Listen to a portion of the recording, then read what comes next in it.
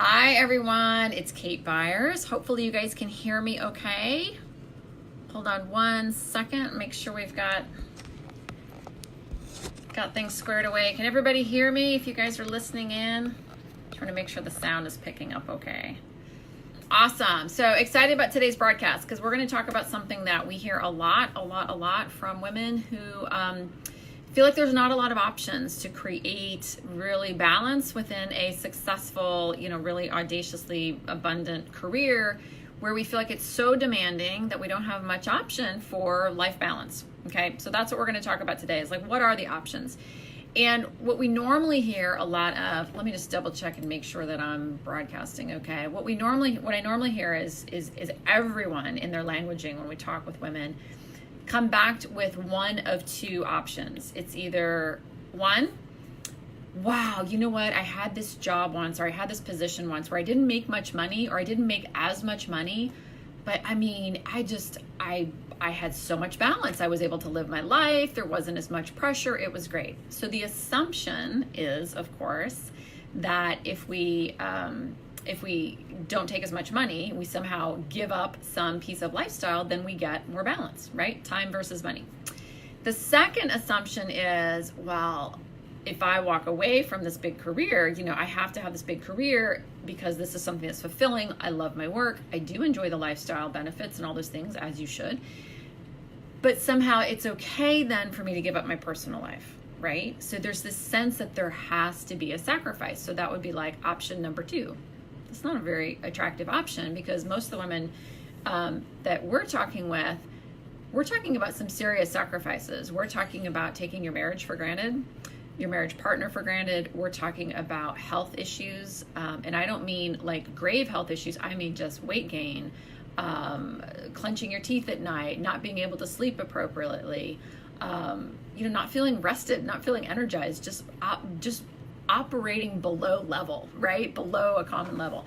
So that's the second option, and that doesn't sound very attractive. So what I want to talk about today is some brand new options, because the third option, which is the option that's near and dear to my heart, and what I set out to discover 15 years ago, which is how can you have a career that's demanding because you enjoy the challenge, you enjoy the work, but still have a really fulfilling life where you get to rest and enjoy it. You can go play. You're not constantly mentally drained. You can show up for your family or your lover or your mother or whoever it is that you enjoy spending time with and not be completely drained. And what we have to really start doing, ladies, is we have to rethink what's possible, okay? And what we see over and over again is so many women are so scared. They'll say like, oh, well, I'd like to, I hear this a lot on the phone. I'd like to work less, but you don't understand my industry, Kate. I hear that all the time from women from all different industries. My industry is different. My department is internal facing. My department is client facing. My department is this way. My boss is this way. And what we see is a lot of the reasons why you have to work this way. Okay, so if you are buying into all these different reasons, these external reasons, it's because of my boss, it's because of my department, it's because I'm client facing, it's because I'm internal facing, it's because we don't have the resources, it's because my company's going through an IPO, it's because. If we are buying into all these different reasons and our languaging and our belief system is such that we have to work this hard in order to sustain our place, then you will work that hard. Okay, and so I want to break through that myth, and I want to suggest to you that there's other ways to work. Okay, if you are in a demanding career and you love your work, but you do not love the amount of mental energy it takes, the amount of pressure it takes, the fact that you're working 6 and 7 days a week, or the fact that you're always on airplanes, these different things, and you're like, look, I've got to find a new way to work, even though I love my job. Then what I want you to start thinking about, first of all, is how can I make my current situation as joyful as possible, as enjoyable as possible, as amazing as possible, okay? Without touching your boss, your department, the hours you work, or anything else. And that's the number one thing that I want everyone to think about. When you think about life balance, the first thing we all think about is time. I need more time, I need more time, I need more time. Not necessarily. What if you could work more effectively so that you weren't in such mental anguish all the time and exhausted? right? Like, that's an option. What if I could come in here, do my job, feel really valuable, focus on the things that matter, help my boss get his or her needs met at a very high level so that they're just ecstatic, and really start navigating and negotiating and being an influencer on this environment versus someone who's a victim of my environment? Would that not give you more life balance right there, having more control over your environment? So right there, like when we help our clients just do that piece without getting any more hours, without getting any more, fluffy bunnies or kittens, anything else, just that piece, that amount of control of knowing that you're now navigating your environment instead of being a victim to it is huge. It's huge for your mental state. It's huge for the clarity and decision making. It's huge for your confidence and just the overall enjoyment of your job, feeling like I now have control over this versus like, here we go again. Now what do I have to sacrifice, right? And it's so uplifting to watch women go through that transformation, because I was victim to that a long time too. I just thought I had to sacrifice. I had to be on the airplane. I had to do whatever it took. I was that workhorse that just showed up and said, give me what's next. I'm your star employee. I'll take it. Instead of going, wait a minute, you know what, there's other things we can focus on here. Let me have a conversation with you about how we can negotiate or navigate this environment differently so that we all win at a very high level. Nobody feels like there's hard boundaries put up, but yet we're not burning out. And the mental acuity that comes with that is extraordinary. So the first thing I'm going to invite you to think about as a possibility when you're thinking about life balance is not think about time, but think about control. Okay? How do you control your environment? How do you navigate that professional field so that you do have control? And you may work a late night. Cool. Most of us executives do. We don't get away with just working 9 to 5 jobs. But then maybe the next day you don't come in until noon and you don't feel guilty about it. You feel refreshed. You know that you're filling your cup. You know that you've done what you need to be doing, and everyone else in the room is fine with that too. Or maybe you do a whole week of 70, 80 hours, but the next week you're doing a lighter load. Or maybe you need to, leave. So what I'm saying is you start negotiating and navigating that environment, and then what you start building in is flexibility, okay? Because when you feel more in control of your environment, that's step one. The next thing is to, okay, well, what other possibilities are there, right? So now I have better control over my environment. I feel better mentally as I show up. Now what about creating some flexibility, right? And so as we show up as being a really high value added contributor, it's okay. No, we don't have to ask permission. It's okay to say, you know what, I'm going to be in a little bit later tomorrow. Or you know what, I'm not going to be there for that meeting. And that's where the flexibility comes in. But if you're not feeling confident that you're navigating your environment really powerfully, and you feel like you're buying into, your mental state is that it has to be sacrificed, then there's no way that you're ever going to feel comfortable rescoping some of your workload. And this happens a lot. I was talking with a woman, I can't remember, it was a week or two ago, and she was saying, I have this really toxic boss. I feel like, she's always hard on me. She's always looking for a way to throw me under the bus. And this woman is she's a high-ranking person in her division, and yet she, works for a leader who is not a very good leader. So what it has her doing is working in a state of fear.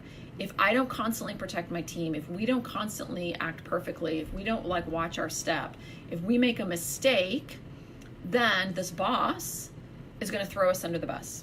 So what kind of quality of life do you think she has? Probably not as great as it could be, right? She's spending a lot of time focused on her boss, a lot of mental energy, worried at night. What am I going to say to her tomorrow? How am I going to show up tomorrow? What if my team makes a mistake? She's spending a lot of time double checking all her team's work to make sure there are no mistakes. Instead of saying, wait a minute, maybe there's another way to work with my boss, to navigate that situation with a higher level of control, to help my boss be a better leader.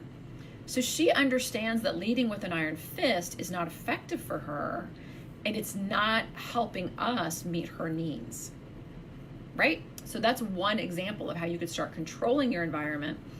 You're going to start sleeping better at night, and you're not going to feel bad or feel guilty or feel regret when you do need to leave early, or you don't want to clock back in at 9 o'clock at night on your laptop, right? Because now you're navigating your environment, a difficult boss, in a way that you have control, and your boss is happy, you're happy, you go home at night, you don't kick your dog, you don't yell at your kids, right? So control. So I want you guys to think, first of all, the first step towards balance is not, I've got to sacrifice and make a bunch of money but not have a personal life, or I've got to give up money and my lifestyle for a better personal life. It's not an either or. Okay, so we're talking about like option C.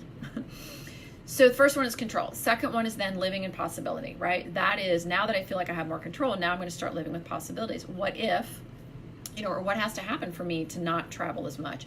What has to happen for me to take a full day off on the weekend and not think about work?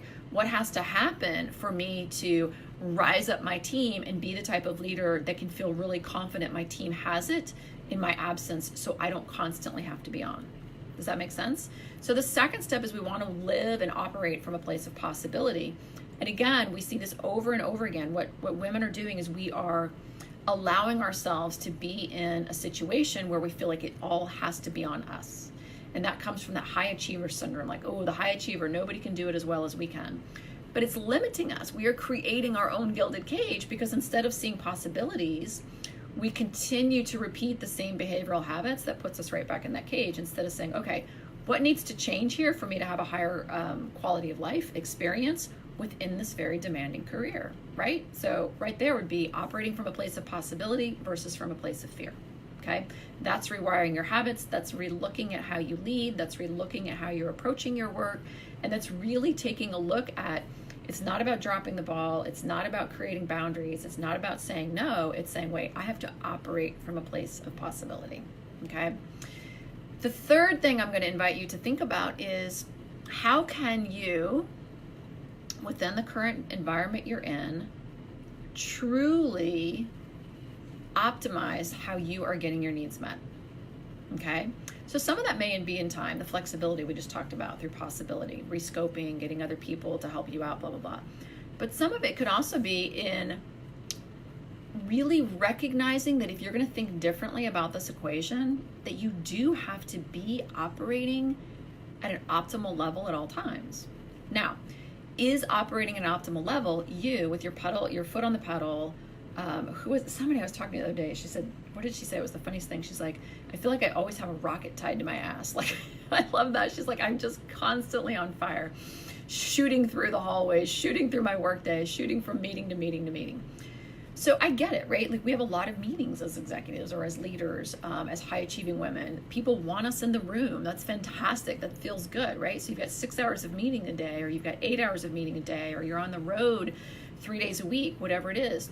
How can you, within that experience, really optimize how you are showing up for that experience? Are you in an optimal state? Are you optimally rested? Are you caring for yourself at a high level? Are you making sure that your needs are getting met? Are you also making sure that the other areas of your life, that you're getting that cup filled? You guys hear me talk about needs all the time. Without those things happening, you're not going to ever feel like your life is balanced. And I don't care, like we work with high achieving women who, we all laugh. We're like, well, we could go sit on a beach and we'd still be unhappy. Right, because we're wired that way.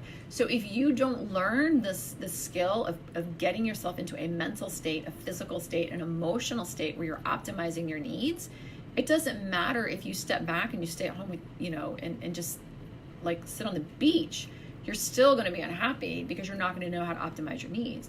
And so if you are operating at a level where you have an incredibly demanding job, a powerful job, a job where you are asked to do things that are pretty incredible at a very high level, doing it from a place or a belief and a mental state that it has to be hard, hey, Lindsay, and that you have to be working in a state of survival mode, sacrifice, pushing and pushing until you get it done, then obviously the only other option for you then would be to step back from your career and give up your career. And I don't want to see that for any woman. I want women to have the career that you want and the life you want. It does not have to be a trade-off.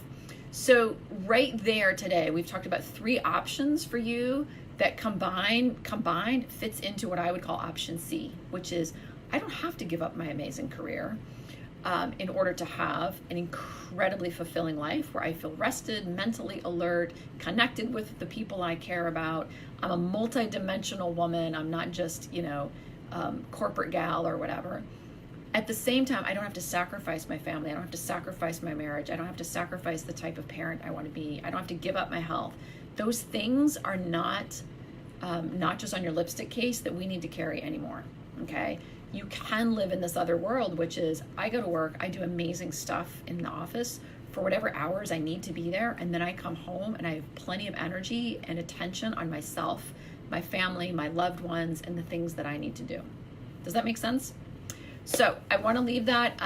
As always, please, when you watch these broadcasts, tag someone else, share it with another woman. There's another woman out there who's burning out, who has amazing high-level contributions to give to the world in her career, and we need her there, okay? And she doesn't have to sacrifice herself, her happiness, her love, all the things that she cherishes, just to be in that position. So pay it forward. Please share this with someone else. And if you are a woman who is in a powerful career, a highly demanding career, you know you're a high achiever and you're always on, and you are looking for a new way, and you haven't been able to figure it out, give us a call. Book a call, and our team will talk with you about what's possible. We'll take a look at your career.